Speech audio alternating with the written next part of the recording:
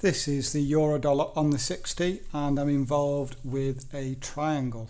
Now I want to talk through what's actually happened here. I'm just first of all going to draw out the triangle. So directional move, we've got minimum of 2 touches at the top, minimum of 2 at the bottom, looking like this: 1, 2, 3 and 4, and we have up here broken to the upside, failed to hit my projected targets, which are always that 127, and the market has come back down here for another retest. Now the downside to this is that up here is our structure high, so we're actually shooting for a few pips past these structure highs.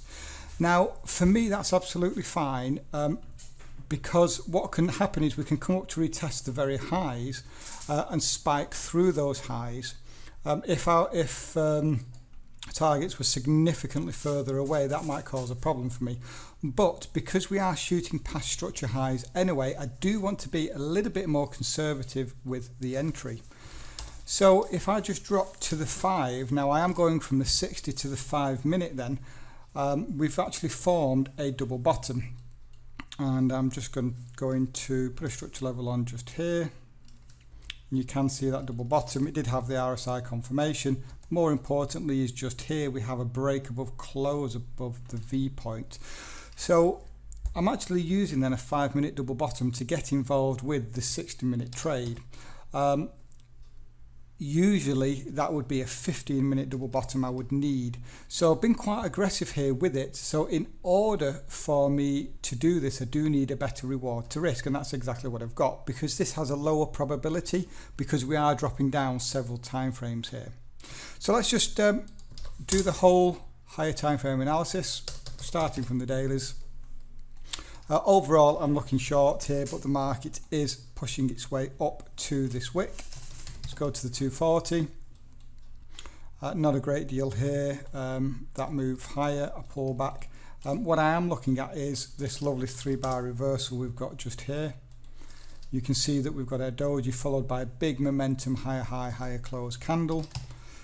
It's dropped to the 60, and again just to draw this out, looking like this, and we have actually come back down into structure. So we've got 1, 2, 3, and this is the 4th test. And again, this double bottom has occurred right at our structure level.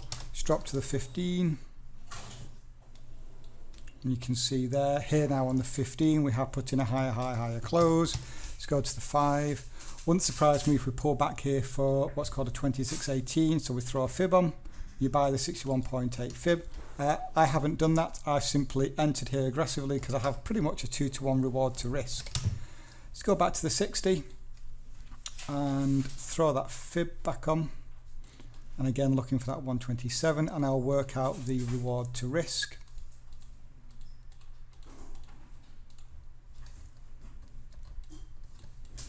So